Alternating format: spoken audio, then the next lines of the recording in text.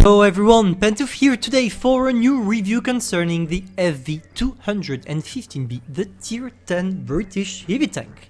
So, what do you need to know about this beast? I love this tank, literally. If I could have sex with this, I would.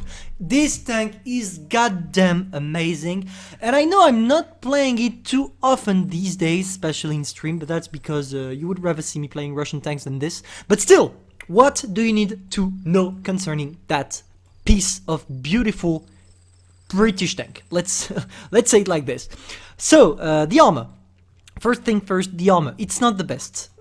Overall, it's not the best. It's quite angled, therefore you're gonna be able to make it effective if you know how to angle, but it's not the best at tier 10. Overall, the big weak spot is the lower part of the hull, like it's always the case for pretty much every single heavy tank in the game. But for the rest, the upper part of the hull, it seems like it's quite angled, which is the case, but it's still penetrable, especially with tank destroyers playing with gold shells. Okay, it's not that big of a weak spot, of course, because if you can penetrate only while being a tank destroyer with a gold shell, it's clearly not the tank that is going to be penetrable like butter. But still, some tanks in the game, for example, I don't have maybe the chieftain. If you take, for example, the chieftain, if you shoot at this plate here, even if you're using gold shells, you're not going to penetrate, except if it's angled like this, but it's another subject. Overall, that's it. For the turret, it's a little bit special. You have this area, this little cupola. Even if it seems huge, you can't penetrate the top. It's impossible. It's gonna count as spaced armor. If you want to penetrate, you need to shoot right there. Look at this, here. You need to shoot this thing. If you don't shoot that, you are not gonna be able to put damage. And that makes it one of the greatest cupolas at tier 10 on a heavy tank of the whole game. Also, maybe something to notice regarding the tank, you have two weak spots that you need to take into consideration while playing this tank, but these two weak spots are weak spots only against tank destroyers using gold shells. First thing first, this area here, even if it got patched by Wargaming a couple of days ago, it's still easy to go through if you're using gold shells, especially heat shells. Also, the sides of your turret here and here, these are quite round, therefore if a tank destroyer is having maybe a little bit of a high ground on you like this, he's gonna penetrate quite easily because it's round. But overall, the armor is great. Against heavy tank, against mediums, you will not struggle. Maybe something to take into consideration while playing this tank. As you can see, the turret is at the back, not at the middle or the front of the tank, which means that this tank is amazing in side scrap. That's what you could think. It's not. This tank is not good in side scraping. When you side scrap with this tank, you have extremely weak side armor. It's not really a tank made for side scrap. What this tank is excellent in is the hull down. When you hull down with this, oh boy, are you gonna wreck everything. But we're gonna see that later during the replay. Now overall, we talked about the armor, which is quite good. If we talk about the gun, oh, God bless the British people are making, because oh boy is it one of the best guns at tier 10. Aiming time is OP, gun dispersion OP, damage per minute OP, reload time OP, penetration OP, average damage great, depression great. Nothing to say. This gun is simply amazing. 7.4 seconds of reload, 3.2k damage per minute, 0.27 gun dispersion, 2.8 second aiming time. I mean, what else do you want to have? It's the perfect gun. You can snapshot, you can aim and shoot at very hard to get targets, etc. You can do literally whatever you want. Now, turret, we already talked about it. You know what, I'm going to talk about the overall mobility. The traverse speed on the FV215b is simply one of the best for a heavy tank at tier 10. One of the best, and probably one that is close to a medium one, which means your traverse speed is going to block you from, is going to stop. It's better to say it like this. It's gonna stop mediums from trying to circle you because they are not gonna be able to do that. And also, maybe one thing to notice about the mobility, you gain traverse speed, but you lose average mobility because the tank is not that fast. You will go around 35 km/h with this, which is not a lot, let's face it. So overall, if we sum up a little bit the characteristics, you have a great armor, an amazing gun, an amazing traverse speed, and an average mobility. Overall, that's a great tank that I would advise to take only if you're a good player, because you need to know how to hold down, and no, you don't side scrap with this. No, no, no. So, equipments now, or maybe maybe I could add something, the lack of ammunition, that can be upsetting sometimes, but still. For the provision, as always, I'm taking all of these. I don't like the special provisions that Wargaming put on British tanks, even if I know they are OP. I don't really like playing with them, so I go for the regular one I have on every single tanks in my game. Now the equipment, I don't need to increase my penetration because it's already great, so why not go for some more DPM by using the gun rammer.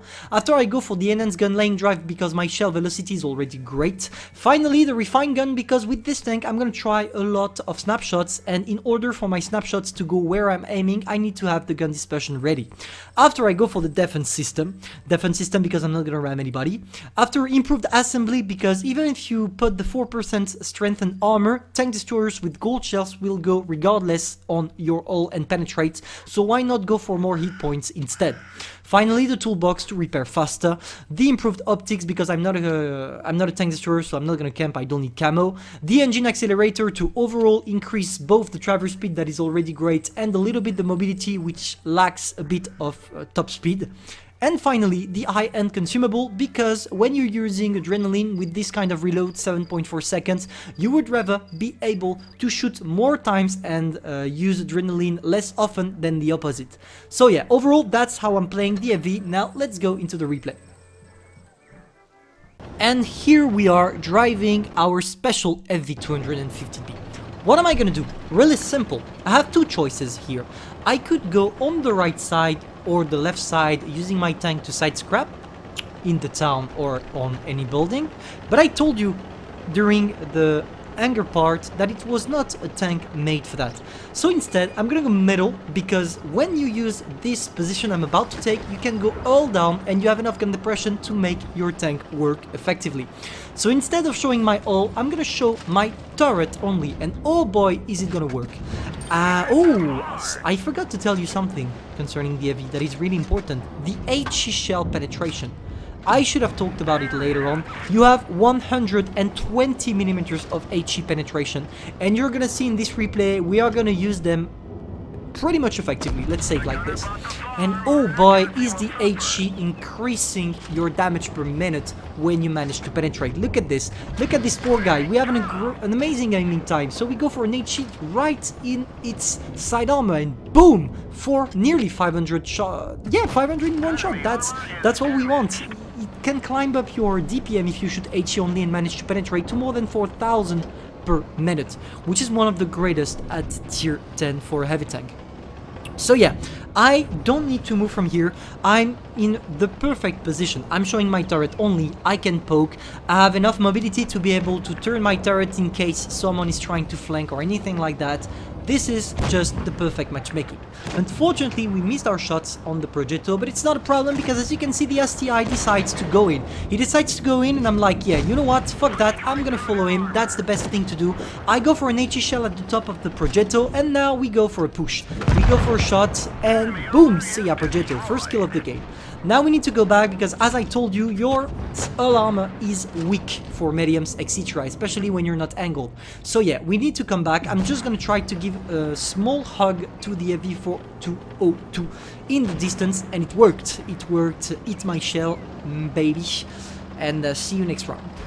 So now what do? I always try to stay all down. Here I'm trying to take an aggressive position. I'm trying to wiggle a little bit my tank in order for the IS-8 to miss his shot. Unfortunately it didn't work, but I don't care. I'm gonna drop down a little bit, not to able medium tanks to be able to shoot me. So can we drop off? Maybe we can sneak a shot before. Yes, we do. We kill the Conqueror, and now we have to deal with the rest. And you're gonna see here again, we go for an HE shell. I already told you, 120 millimeters of penetration is the best thing that ever happened to World of Tanks.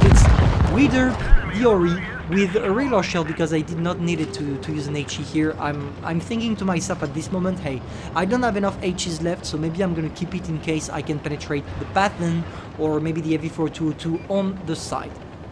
Let's go, let's go, let's go. As you can see, we lack a bit of mobility here. 35 kilometers. Even when we drop down the hill here, we go to maximum 38 kilometers. That's not the best tank if you are getting flanked and you need to come back to help your team. With this tank, you need to be sure on which side you're going, because if you're not and you go alone on one side and get pushed, you can't retreat. Not with this one. It's impossible. Now we only have to deal with the M48 pattern, and what is he doing here? We don't know. We will never have the answer. We don't care. We are gonna try to sneak some shots on him. I go for a first shot without aiming because I trust my aiming time, but the RNG decided to troll me. We're gonna go for a second shot. We try our luck. Boom! We managed to put it in. But I'm thinking to myself, okay, the guy is gonna die. A good thing would be to try to get his track. So I'm trying to aim for the track. Unfortunately, I didn't do damage, but at least the guy took 1k damage because we tracked it. Meaning we got the whole 1k damage for ourselves in terms of spotting damage. So we're good. Not the best game in terms of damage because we're close to 5k. But yeah, we did 1k more damage in spotting. That's why we managed to get the ace tanker. 5k damage. Ace tanker, and it shows you how to play the tank. Always hold down, don't try to show too much your alarm, and also get some H's because oh boy are you gonna use them, especially against medium tank.